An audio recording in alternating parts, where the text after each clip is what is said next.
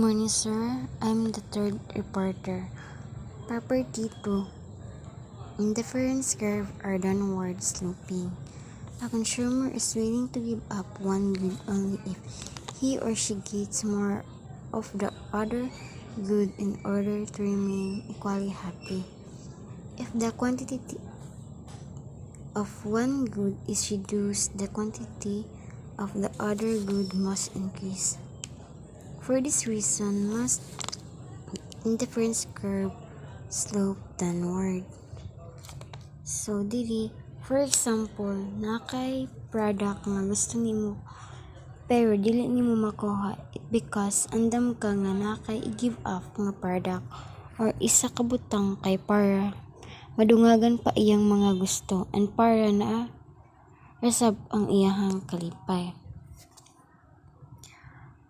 Kung minusan ang kantidad sa isa ka produkto, kinahanglan gyapon niya madungagan ang kantidad sa produkto nga para magpabilin na gyapon nga kontento.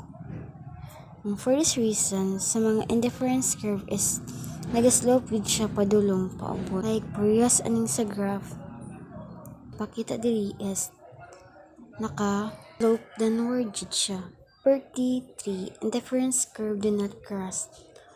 Points E and B should make the consumer equally happy. Points B and C should make the consumer equally happy.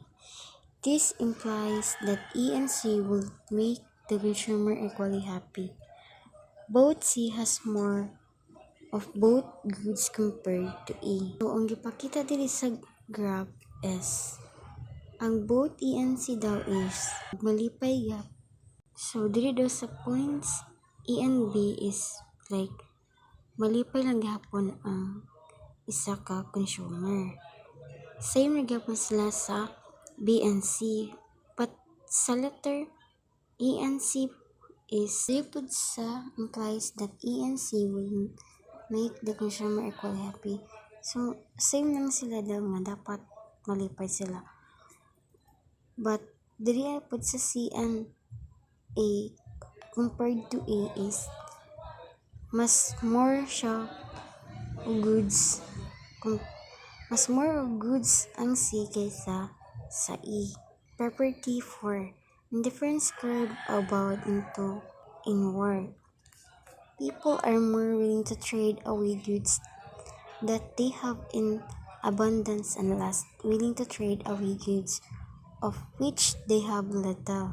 Diri sa property 4, mas willing makipagbaylo ang tao sa ilang produkto if daghan siya o pag gamay na lang ilang produkto is dili.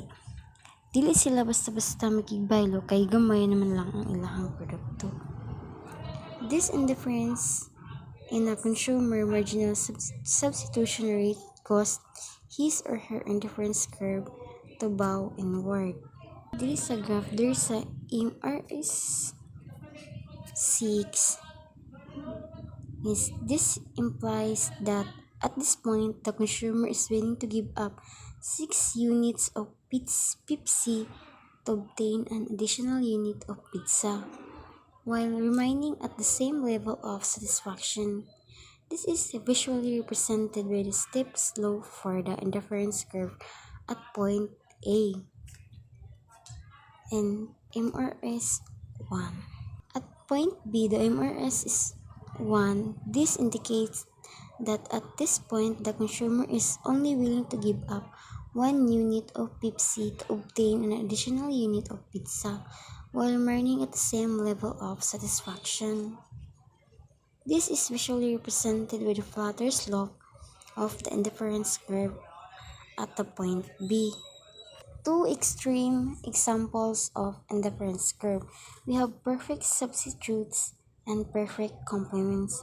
So, explain na ni kay sa next reporter.